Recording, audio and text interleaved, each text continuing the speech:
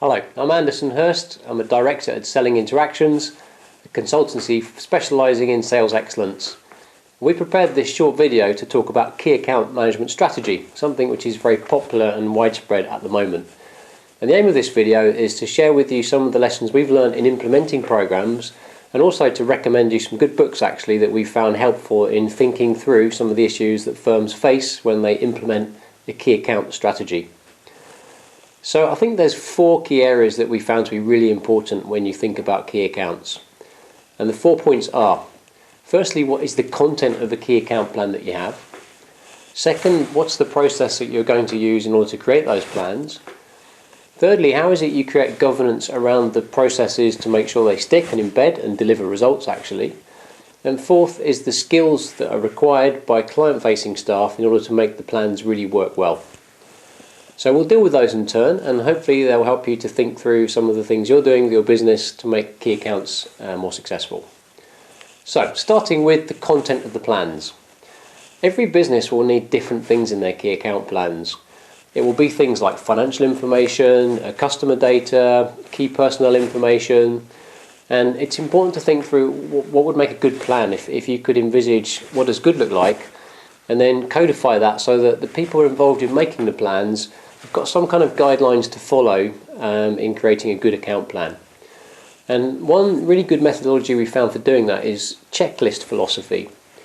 The checklist philosophy was designed by a surgeon called Atul Gawande, who was charged with the idea of improving efficacy in operations, that is, theatres in hospitals. And what he discovered was even highly intelligent, motivated surgeons made basic mistakes. And by looking at the airline industry, he discovered that very simple checklists could help people avoid a lot of basic mistakes and effectively deliver more efficiency in operating theatres. So we apply that logic to key accounts. And the reason for doing it is because many companies get stuck with complicated templates that salespeople are supposed to fill in, and often they create demotivation and don't actually add that much value. So the idea of a checklist gives people freedom to develop a plan, but does pinpoint some really important things that must be in it. So one of those things, for example, in some industries, is that the plan should be co-created with the customer. The second area that's important is thinking through the process by which you arrive at a good key account plan. It's not a 5-minute job, so most people need to do that over a period of time. And fortunately, the marketeers can help us a lot because they use a process called the ASP process. 3 simple steps to make a good plan. Number 1 is analysis, is what's the current situation, what's going on in the client's universe, what are the issues, what's the objective reality that we have to face. The S part of the ASP process is thinking up the actual strategy. What are we going to do to create competitive advantage, and what does that play out like over several months and years? And the P part of ASP is programs. In other words, what you put in place to make sure the strategy that you've dreamt up actually gets executed.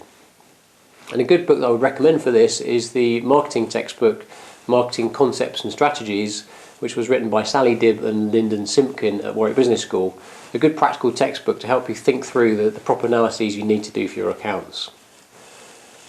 Third point is about governance. So it's one thing to get one account plan made, but if you want this to structurally exist and be sustainable over several years, it's really important to think about how the whole program works overall. And here we apply classic change management principles. Who's responsible? What's the roles involved? What's the calendar? The timescale of events? How do you measure it? How do you report on it? How do you communicate around the plan? All those basics to make sure that key accounts is not just a kind of small issue for salespeople, but a big program for the business. And one book that I think is good for this is Cracking the Sales Management Code by Jason Jordan, because in here he gives you really good tips about how you can define the right metrics to drive what the sales organisation is trying to achieve. And that can be good for thinking through some of those detailed problems. The fourth point that I raised is about skills. Ironically, a lot of companies come to us starting at this point and saying, we need to upskill salespeople. Yes, they're right, it's part of a jigsaw. And you can do a kind of competency analysis for what's required, but there's a couple of things that lurk under the waterline that are really important we've discovered. The first of those is about program and change management.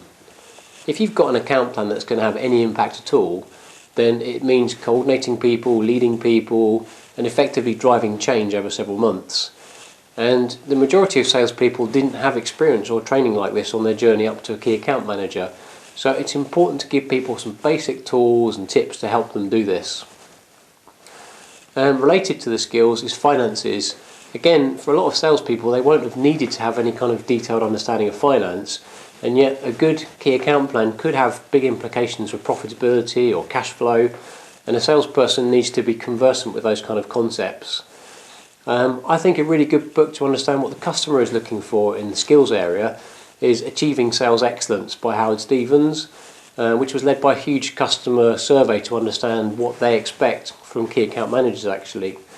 And that book will give you some good insights about what we're trying to achieve for skills.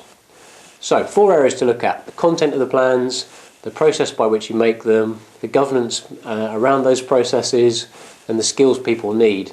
And if you pay attention to all 4 of those things, we found that the key account management program is going to have more chance of success.